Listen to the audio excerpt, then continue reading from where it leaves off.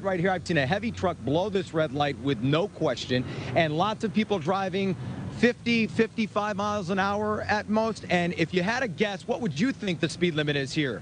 It's 35, so that speeding has to change. 2 accidents in 26 hours. Both on Gratiot near Van Dyke. Friday night, a Taurus was trying to make a left and was crushed by a speeding Ford Focus at Beaufait. Just after midnight Sunday morning, an Olds 88 was hit so hard from behind by a Cavalier at Van Dyke, the 2 women riding in the back seat were ejected. Is it a problem area or just a coincidence? It's a coincidence, as far as I'm concerned. I don't think it's dangerous. It's not dangerous for me when I come, because I always come in the daytime. Gratiot has always been a wide open shot. Robert Jackson is a lifelong East Sider and says it's 7 lanes here for a reason, with downtown in the distance, and it requires heightened awareness. Gratiot it gets loaded out here, and it has its dangerous spots. Tell me what Gratiot needs. Gratiot need another light in between Van Dyke and the boulevard. Why? Because there's too much space between there, and they get their momentum up. I see them blow that Van Dyke light a lot, and I see a lot of accidents. And you seem to get across the street okay? Absolutely. And I got a cane. You know, they be looking out for me. Trust me, people aren't going to hit you if they see the cane. But if you don't have a cane, you better watch out. Now, I just want to tell you, Detroit police all over this right now. I'm told today that they will be increasing patrols here, specifically trying to catch speeders. And since we've been here, we've seen 2 traffic stops in the last 10 minutes. So they're on this, coming straight from the chief, sending the directive on down, saying, especially in the wake of these accidents and school about to start, meaning kids will be getting on the bus, off the bus, walking, trying to cross the street a little bit more. He wants to put a stop to this now. We're live in Detroit. Jason Colthorpe, Local 4. Yeah, that's good. They're all on top of it now, Jason. But have there been any other improvements made in that area to help, or is it, that pretty much it?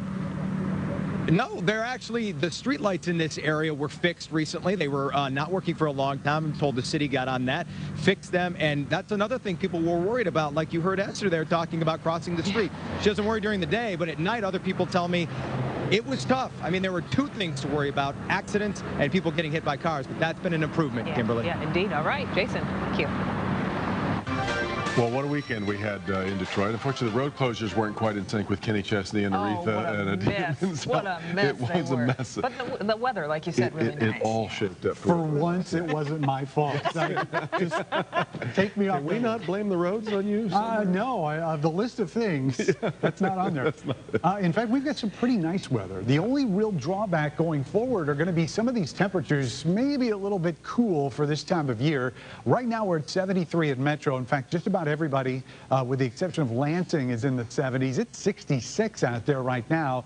Look at the numbers tonight. It's going to be a very similar night to what we woke up to this morning, which is low to mid 50s by the time we start, and then we'll bounce into the afternoon, which will be our coolest day going forward.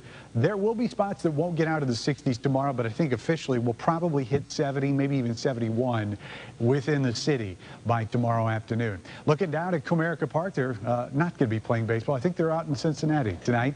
73 degrees with that southwest wind at 15 miles an hour. Pressure a little bit on the low side, and that is because of this monster here, this big low that's just going to sit there and spin for the next 3 days. And that is going to spread the cloud cover here across the Great Lakes. It's already starting to drop at least some scattered showers in the northern part of the state.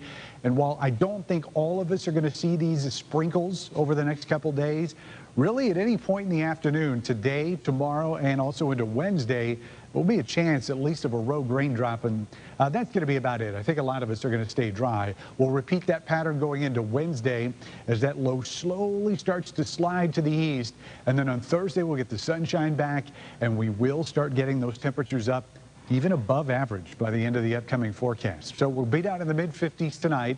High temperature tomorrow going to the low 70s. We'll call it more clouds than sunshine, and the winds won't be quite as brisk tomorrow as what we had today. 74 by Wednesday.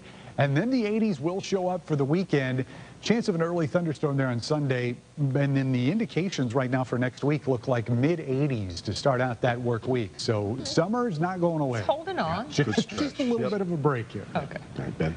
Well, heading back to class can be a real headache for some kids because, despite what Ben says, summer is, I guess, going to come to a close. Ahead in good health, why doctors expect the start of school to trigger a lot of visits to the emergency room. Hey, Ruth. Hi there. Up first, a new battle over the safety of ground beef. Consumer Reports has found some beef products at your grocery store are safer than others, and the beef industry is fighting back against that finding. That's coming up next.